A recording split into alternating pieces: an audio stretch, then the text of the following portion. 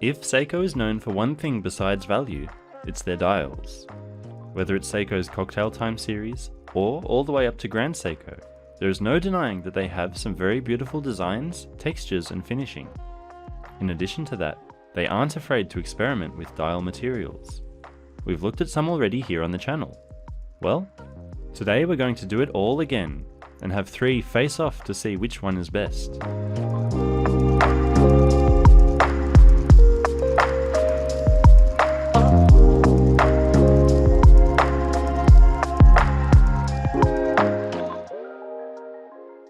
Welcome to Addicted to Watches. Did you get it? Face off?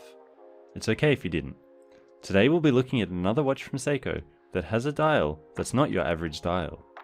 Where a normal dial might be made from brass or another metal, this one is a porcelain dial. And it's not just any porcelain either. This is the Seiko Presage SPB293J1. So, we've already looked at 2 watches from Seiko on the channel with interesting dial materials. First, it was the SARX 029 with its black urushi dial. Then, the SARW011 with a stark white enamel dial. Today, we've got this SPB with milky white porcelain dial. It has a warmth and depth to it that the enamel lacked. Of course, being Seiko, it's not just regular porcelain. Seiko and Grand Seiko take great pride in their Japanese cultural roots, drawing on everything from nature to traditional crafts for inspiration. We saw that with the black urushi dial before. This time, it's porcelain from Arita. Arita porcelain is named after a small town in Kyushu that became the center of porcelain crafts in the 16th and 17th century in Japan. Before we compare the 3 watches, let's have a proper look at this one. Something interesting to note is that all 3 have virtually the same case design. Sure, one might be a little bit thicker to accommodate a different movement, but the bezel, the lugs and their polished inner sections, the gentle curves and roundness are all the same. What separates these watches are the dials and movements. Even the shape of the hands are more or less the same on each. The dial on this SPB features a similar layout to others with Roman numerals printed. This time, they are printed in a deep, rich blue, which is only fitting when you think back to the original Arita porcelain styles. Simple dots are used to mark the minutes outside of those Roman numerals. Since the movement in this watch is a 6R31, there is no date complication. It's a simple time-only watch. That means that the beautiful white surface is not interrupted at all at 3 by a cutout for a date window.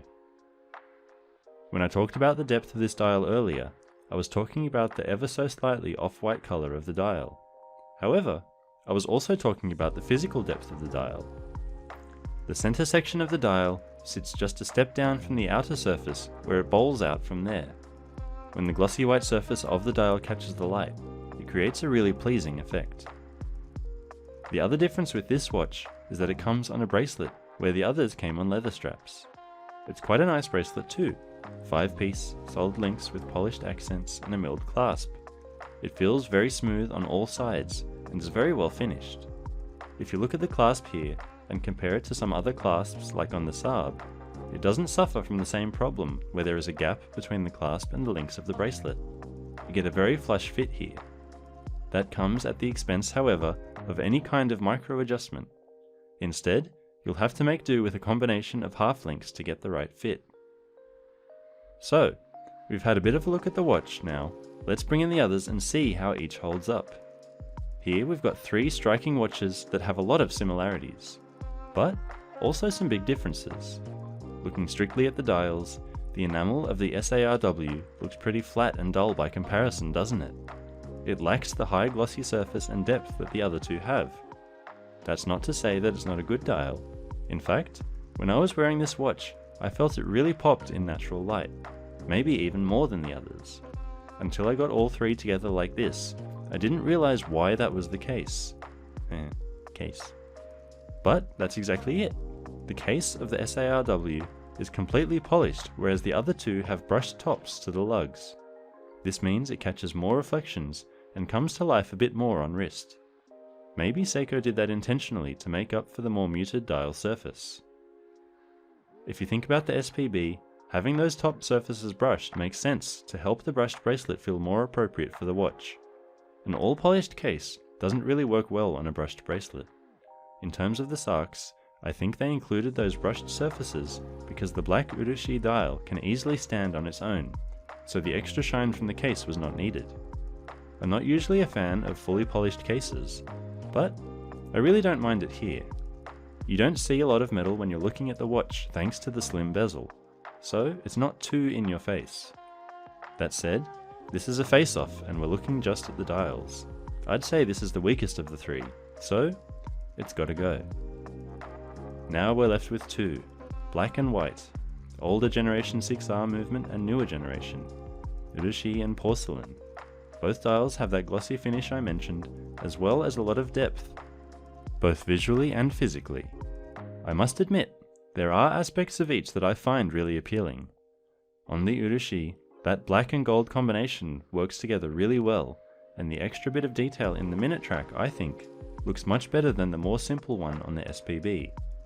That said, the white and blue work equally well together, and that bowling effect looks really good on the dial. It's subtle enough that it doesn't get in the way of anything, but also prominent enough that you'll always be reminded you have a little piece of handcrafted porcelain on your wrist. We've come this far, so it would be a bit of a cop-out to say I like both equally, and ultimately it's up to you to make your own decision. Even though it is. I am, however, drawn in both directions. My heart pulls me one way and my head the other.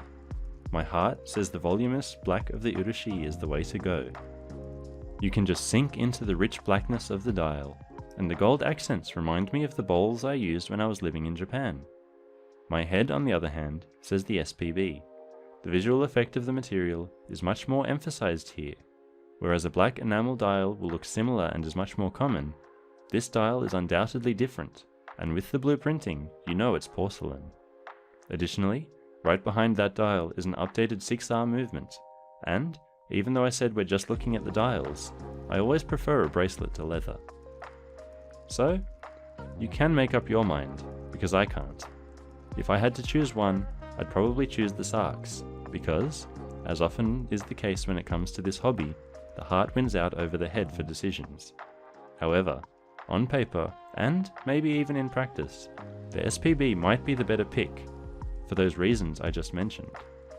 But, in a way, it should be. You see, there's something I haven't mentioned about the watch yet. That would be the price.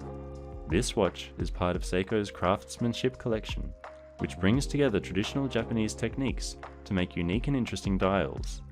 The Sarks is technically not part of that line, as it came out before it, but a similar version, the SARW013, is. It costs $1,600 Australian to buy from the Seiko boutique, whereas this SPB will set you back an eye-watering $2,700. So, clearly Seiko thinks the SPB is the better watch. They are pricing it in their lineup that way. To be fair, the fit and finish of the SPB is superior to the Sarks, especially since it has a bracelet rather than a leather strap.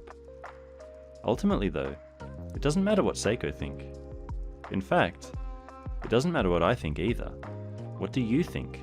Because if you're considering any of these watches, that's the only opinion that matters. What do you think about these watches?